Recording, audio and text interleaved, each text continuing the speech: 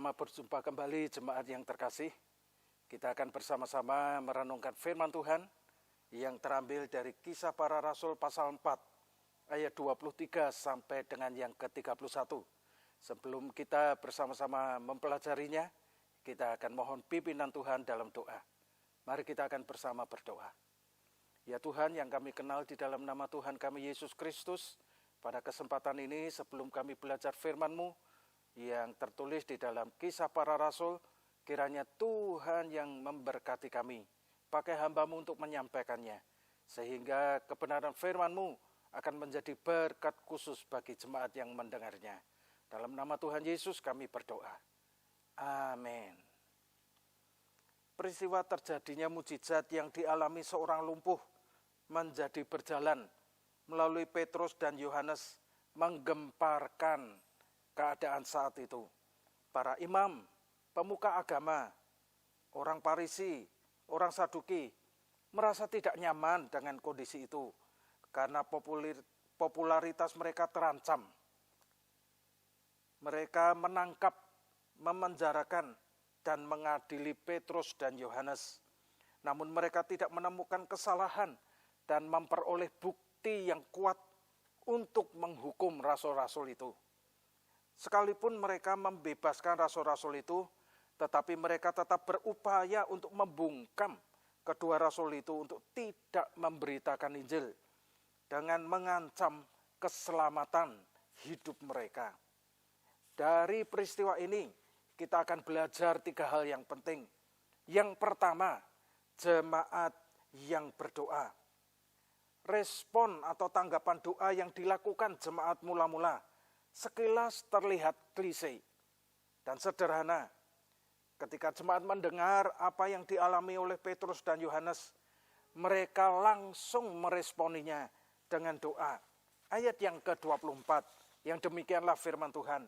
Ketika teman-teman mereka mendengar hal itu, berserulah mereka bersama-sama kepada Allah, katanya, "Ya Tuhan, Engkaulah yang menjadikan langit dan bumi, laut, dan segala isinya."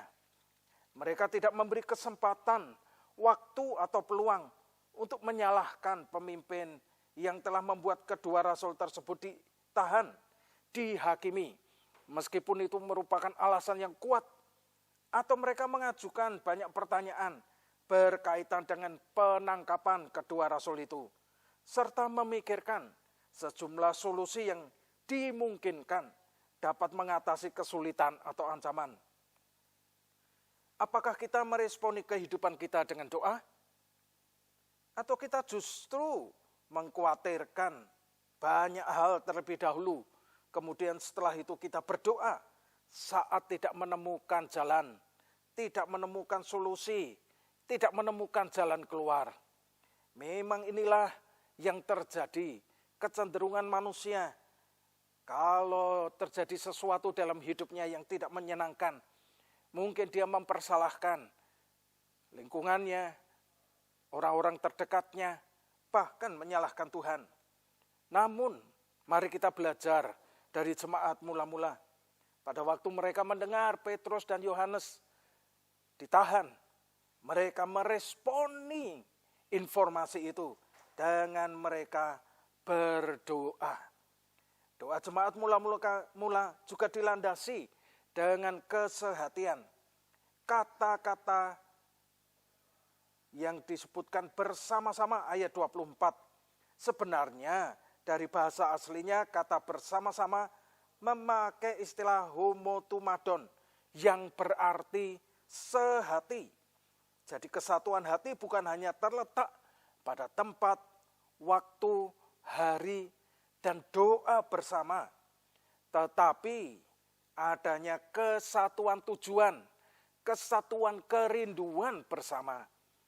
Itu yang harus kita bangun dalam komunitas orang-orang percaya di mana kita tergabung di dalamnya. Itu diperlukan untuk membangun kesatuan hati. Meskipun kita berangkat dari hal-hal yang berbeda, tetapi kita memiliki tujuan yang bersama. Yang kedua, pengakuan akan kedaulatan Tuhan. Mereka mengakui bahwa Allah yang mengatur bergeraknya alam semesta, serta apa yang direncanakan dan dikendalikan atas realisasi rencananya. Hal itu diungkapkan dalam ayat 25 sampai dengan yang ke-28. Demikianlah firman Tuhan. Dan oleh Roh Kudus dengan perantaraan hamba-Mu Daud Bapa kami, Engkau telah berfirman, mengapa rusuh bangsa-bangsa, mengapa suku-suku bangsa mereka-reka perkara yang sia-sia. Raja-raja dunia bersiap-siap dan para pembesar berkumpul untuk melawan Tuhan dan yang diurapinya. Ayat 27, sebab sesungguhnya telah berkumpul di dalam kota ini Herodes dan Pontius Pilatus beserta bangsa-bangsa dan suku-suku bangsa Israel melawan Yesus, hamba-Mu yang kudus, yang Engkau urapi, untuk melaksanakan segala sesuatu yang telah Engkau tentukan dari semula oleh kuasa dan kehendak-Mu. Kutipan doa terdapat dalam Mazmur 2 yang termasuk salah satu Mazmur mesianik selain Mazmur 22 dan Mazmur 110. Apa yang terjadi dalam Mazmur 2 tergenapi melalui karya Yesus di dunia. Allah mengetahui semua upaya yang bisa dilakukan manusia, bahkan dari pemimpin Yahudi, Pilatus dan Herodes, ternyata sia-sia. Mereka mereka-reka untuk mencelakai dan mencederai Yesus. Pengakuan murid-murid terhadap kedaulatan Allah dinyatakan dalam penyerahan diri mereka kepada kehendak Allah. Ayat yang ke-29. Dan sekarang ya Tuhan, lihatlah bagaimana mereka mengancam kami, dan berikanlah kepada hamba-Mu ini keberanian untuk memberitakan firman-Mu. Ini merupakan sebuah kerinduan, pengakuan dari para murid bahwa memang mereka kesulitan. Pada waktu mereka melihat ada ancaman dan mereka memerlukan keberanian untuk memberitakan firman-Mu. Bukan dihindarkan dari kesulitan dan tantangan, tapi diberikan keberanian, kemampuan untuk menjalani dan menghadapi semuanya itu. Tuhan tidak menjanjikan bahwa hidup kita mulus-mulus saja, tanpa hambatan dan halangan. Tetapi Dia ada bersama kita di setiap musim hidup kita. Pada waktu kita diberkati, maka itu juga kita perlu bimbingan dan panduan Tuhan, supaya kita tidak salah melangkah, dan kita tidak salah meresponi berkat itu. Demikian juga pada waktu kita sedang dalam kesulitan, maka di situ pun kita membutuhkan Allah. Dalam segala kondisi, Allah ada bersama-sama dengan kita. Yang ketiga, yang terakhir, jemaat yang berorientasi pada misi Allah. Jemaat tahu ada risiko yang akan dan harus dihadapi. Mereka diancam dan diintimidasi oleh penguasa dan pemuka-pemuka agama. Dan ini bukan merupakan persoalan yang mudah. Mereka merupakan komunitas yang baru, yang belum memiliki kekuatan yang cukup. Tetapi toh mereka tetap eksis. Bisa saja mereka mohon perlindungan, kenyamanan, dan perlindungan kepada Allah untuk keselamatan hidup mereka. Tetapi ternyata itu bukan menjadi pokok doa, permohonan syafaat mereka. Justru mereka mohon diberi kesempatan dan keberanian untuk memberitakan Injil. Memohon kepada Allah agar dalam nama Yesus dan dalam kuasa Allah dinyatakan dalam pemberitaan Injil.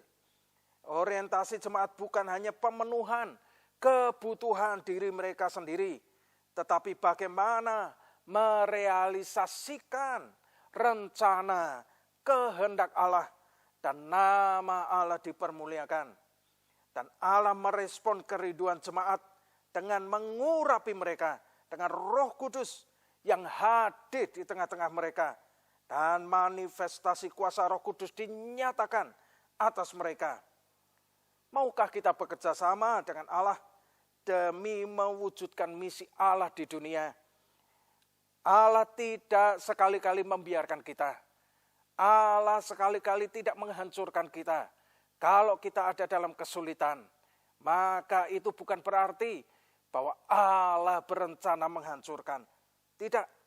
Tetapi Allah sedang merinda, Allah sedang mendewasakan, dan Allah sedang membangun rekanan kerja dengan kita, supaya Roh Kudus yang dicurahkan itu akan memberikan kepada kita kekuatan, kemampuan, dan manifestasi kuasa Roh Kudus dinyatakan atas kita. Dan itu peluang bagi kita semua, sehingga kita dapat menjadi rekanan kerja Allah. Terimalah tawaran Allah untuk kita menjadi rekan kerja Allah, menyatakan kemuliaannya. Amin. Mari kita berdoa. Terima kasih ya Tuhan untuk kesempatan di mana kami boleh belajar firman-Mu dari jemaat yang mula-mula, dan mereka memperoleh tekanan pada waktu mereka memberitakan firman-Mu menjadi kesaksian bagi banyak orang. Dan pada waktu mereka sedang dalam tekanan, mereka tidak mempersalahkan situasi dan keadaan, bahkan tidak mempersalahkan Engkau. Bahkan juga mereka tidak mundur dari tawaran untuk mereka bekerja sama dengan Engkau, memberitakan firman-Mu. Dan mereka meminta kemampuan, kekuatan, dan keberanian dari Tuhan. Itu jugalah yang Tuhan berikan kepada kami dan merupakan kerinduan kami. Berkati kami semua ya Tuhan. Di dalam nama Tuhan kami Yesus Kristus, kami berdoa. Amin. Tuhan memberkati.